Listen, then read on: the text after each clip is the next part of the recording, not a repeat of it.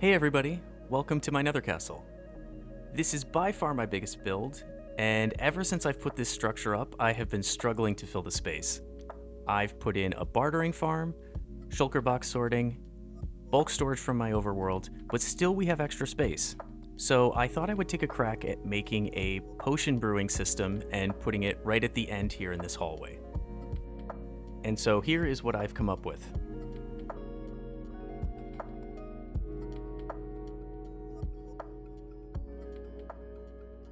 On the left wall here, we can see my first brewing related project. This is a relatively compact system that will take a shulker box that's full of the bottles that come from a bartering farm, which we know contains water bottles, fire resistance potions, and splash fire resistance potions, and converts all of them into 8-minute splash fire resistance potions. I won't be talking about this system today, but please let me know in the comments if you'd like to see it. I would be happy to do a quick little video on it. But this was a great first step towards the full system that I want to show you today. Starting with the left side, we see that we have all of the craftable potions here. Everything has the name displayed and doesn't require you to know any of the ingredients required to make the actual potion. Similarly, the system prevents you from making any invalid potion combinations. So even though we've selected a healing potion here and we can select redstone, the system won't actually add it because we can only combine healing potions with glowstone. So you see here that we can add all of the standard modifiers to potions, redstone, glowstone, as well as gunpowder for a splash potion. But I actually wanted invisibility potions, so I'm going to go ahead and select that, and then change the modifier over to redstone. So we can make up to 27 potions with this basic version of the system, although we could expand to more if we really wanted to. I'm going to go ahead and select 21 here, and then going to go ahead and place my order. Now all that's left to do is just wait. Once the status lamp turns back on, it means that the system is done, so we can go ahead and pick up our potions from this shulker box right here. So at this point we can go ahead and brew more potions, or if we're satisfied we can press the button here, take the box, and go. Now we're going to hop on over to my creative world because I would love to show you a little bit more about how this system works.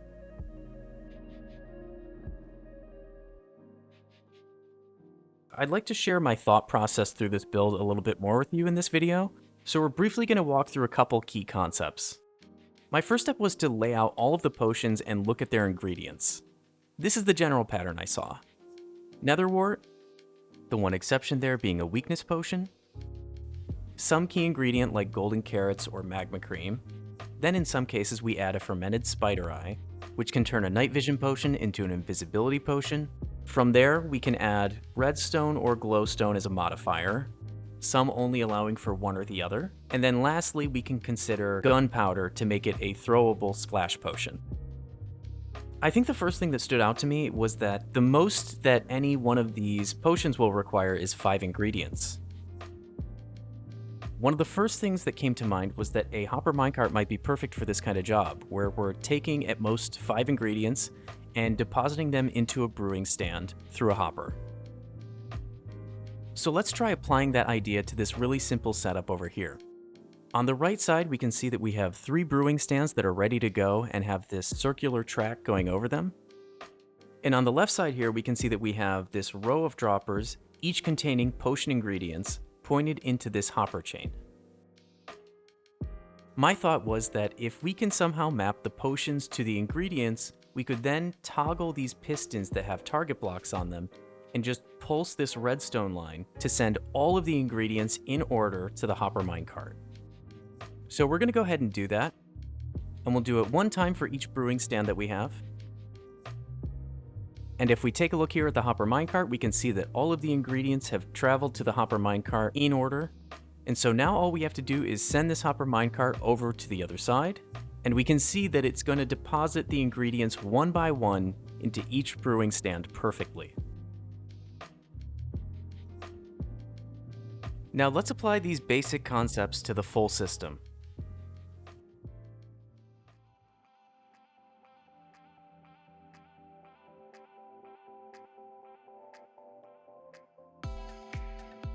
Our first step is to select a potion on the left side from this panel selector that was designed by Samos the Sage.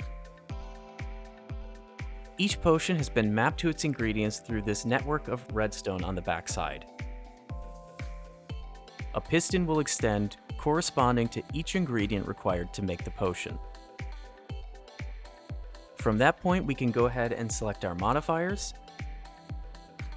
Keep in mind that the system has been designed to prevent you from making any invalid redstone or glowstone combinations to a potion. Since every potion can be turned into a splash potion, this is just a toggle option. All we have to do now is select the number of potions we want and then place the order. If we go up top here, we can see this redstone line pulsing, and it corresponds to the number of potions we selected. This series of pulses serves two main purposes. The first is to depower these comparators and unlock these brewing stands so that ingredients can be placed inside of them. The second is to pulse the extended target blocks on the left side of the system and send the potion ingredients into the hopper minecart. The number of ingredients will correspond with the number of hoppers we've unlocked. The hopper minecart carries the ingredients to the other side of the system and deposits them one by one into the brewing stands. For each ingredient that the hopper minecart deposits, it adds another brewing cycle to this hopper clock timer, which guarantees that our potions are released as soon as they're done brewing. When the hopper clock ends its last brewing cycle, the finished potions are released and sent to the shulker box up front.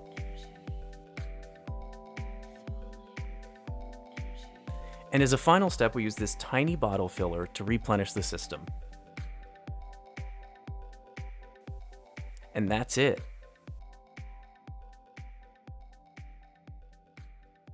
So now I want to move on and show you the rest of the creative world here.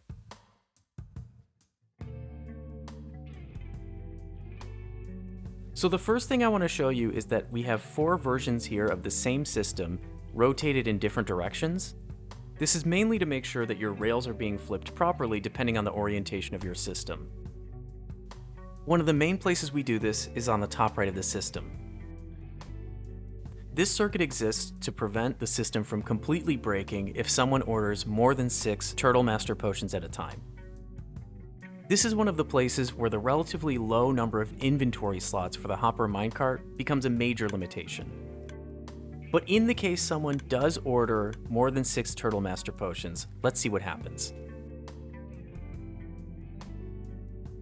So we can see that when the hopper minecart is carrying more than 2 turtle shells, the rail here flips and sends the cart right back. This means that you're going to need to empty the hopper minecart and also manually reset the system. This is mainly just to keep the system from catastrophically breaking.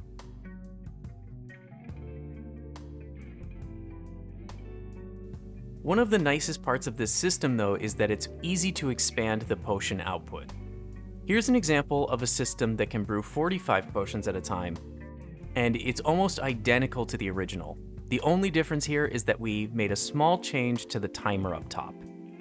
But if 45 potions isn't enough, I actually have a version of this system that can brew 90 potions at a time. It does require a few major changes though on the right side. One of the biggest differences is that we need to choose a different panel selector. I decided to go with something really ambitious and I went with this infinite panel selector from Samos the Sage, but you could probably pick a smaller one and get away with it. What I've done here is combined the infinite panel selector with my system in the back so that it can just be attached to a system.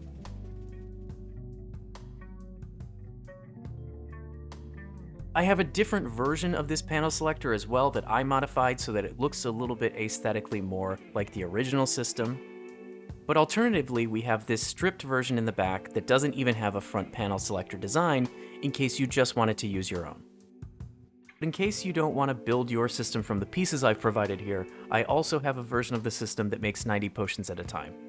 I've written here that the system is experimental, and that's just mainly because I haven't really thoroughly tested everything, but from the few orders that I placed, it should work.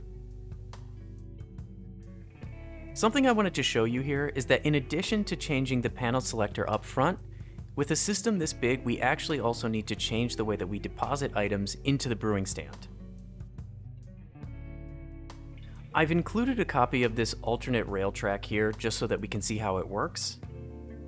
The real difference here is that the minecart doesn't loop around in a circle anymore, it just goes back and forth to deposit the items. So what we're gonna do is put our ingredients inside of this hopper minecart. We're gonna unlock these 3 hoppers here. And then we're just gonna set the system off. You'll also notice that this note block is triggered every single time that this minecart gets to one of the ends and still has ingredients inside of it. This controls the number of brewing cycles for the timer. This is kind of an early solution in my mind. We can see that the hopper minecart makes an extra trip back and forth, but the important part is that we've deposited the ingredients in the proper order, and we've triggered the note block only 3 times. One last thing I'd like to do is show you the Nether version of this system.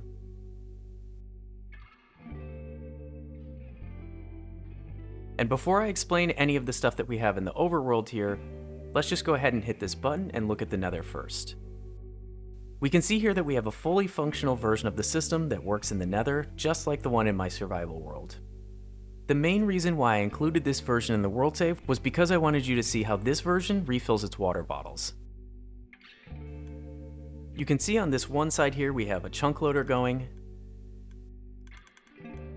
and right next to it we have another portal that's pumping water bottles into this elevator. Let's go back through to the overworld while this system is still running. It turns out this setup is actually pretty easy.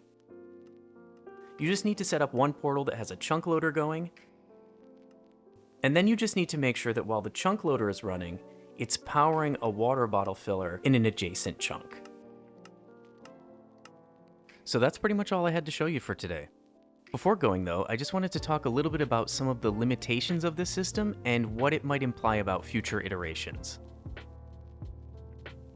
Though I think the 27 potion version of this system works perfectly well and is plenty fast, building the 90 potion version of this system showed me that there are a lot of problems when you try to scale out this design. And those problems happen on both the left and the right side of the system. After thinking about those limitations, I've come up with a skeleton of an idea that I think will resolve them. For that though, we're gonna have to go over to my personal redstone world. Here is the rough sketch of a solution that I have here. So in the front here, you can see these 4 droppers, each one containing brewing ingredients. We have this line of brewing stands underneath this rail, and we also have a pulse mechanism here, just like we did on the original system. So the key difference in this design is that instead of using a single hopper minecart for all of the ingredients, we use a chest minecart for each ingredient. And in this way, we wind up circumventing most of the problems that I mentioned in the previous system. This is really a rough solution, and I'm not sure how many people actually need to brew this many potions, and furthermore, if they do, that there might be a better way to do it than this.